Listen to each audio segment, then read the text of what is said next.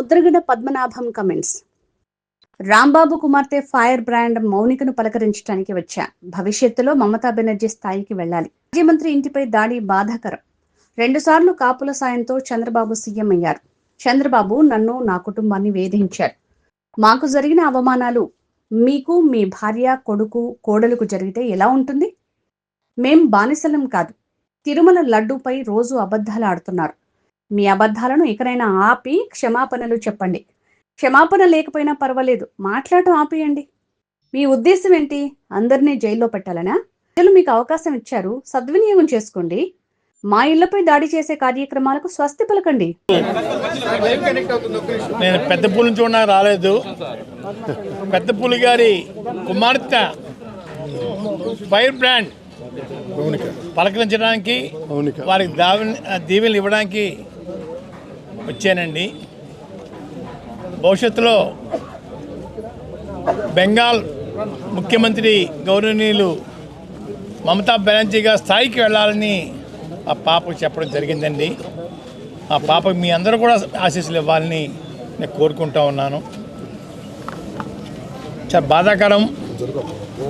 ముఖ్యమంత్రి గారు మాజీ మంత్రుల ఇళ్ల మీద దాడి చేయించడం అన్నది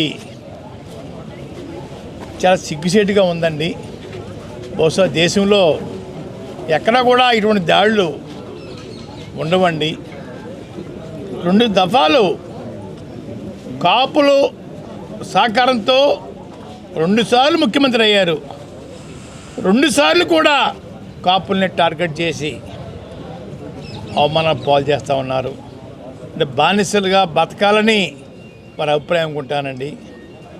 ముందుసారి అయితే రాంబాబు గారి లాగా నన్ను, నా భార్యని, నా కోడలని, కొడుకుని కూడా నీచాతి నీచంగా కొట్టించడం, తిట్టించడం, లంజా రావే, జుట్టు మెలిదిప్పి తన్నించడం పోలీసుల చేత చేయించిన మహానుభావుడు చంద్రబాబు నాయుడు గారండి. ఈరోజు ఇదే పరిస్థితి రాంబాబు గారు జరిగింది. నేను ముఖ్యమంత్రి గారిని ఒకటి కోరుకుంటున్నాను. అయ్యా, ఈరోజు కాకపోతే రేపైనా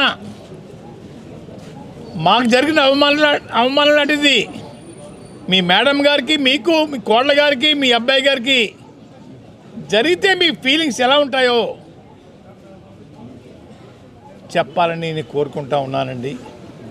మేము బానిసలు కాదండి అయ్యా. పాకిస్తాన్ నుంచో, ఆఫ్ఘనిస్తాన్ నుంచో వలస రాలేదండి అయ్యా.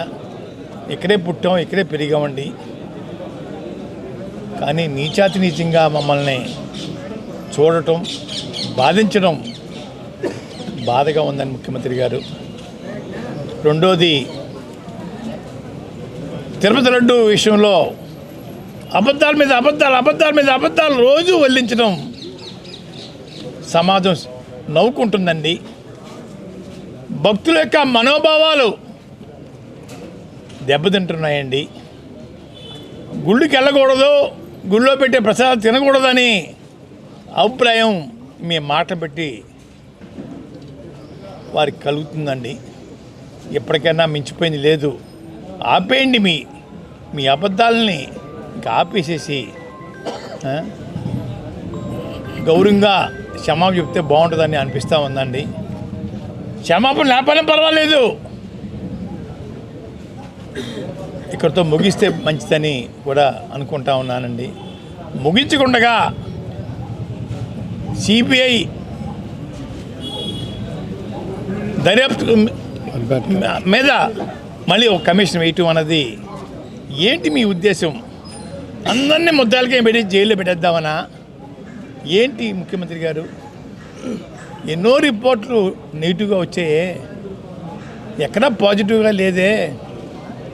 మాటికి గొడ్డు మాంసం అని, పంది మాంసం అని, చేప కొవ్వని, ఆవు కొవ్వని అబద్ధాలు వల్లిస్తూ ఉన్నారు.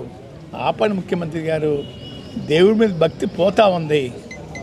అయ్యా, ఇది మంచి పని కాదు. అధికారం ఇచ్చారు, మన ఎస్టేట్ కాదండి రాష్ట్రం, ప్రజలు ఇచ్చారు ఒకసారి అవకాశం, మళ్ళీ పోయింది, మళ్ళీ ఇచ్చారు. సద్వినియోగం చేసుకోండి ముఖ్యమంత్రి గారు, బాధించకండి. గౌరవంగా జీవించే మనుషులను గౌరవంగా జీవించనమండి, అంతేగాని మీకు బానిసలుగా చేసుకోవడం కోసం మా ఇళ్ల మీద దాడి చేయించే కార్యక్రమం స్వస్తి పలకమని చెప్పేసి నేను కోరుకుంటా ఉన్నాను.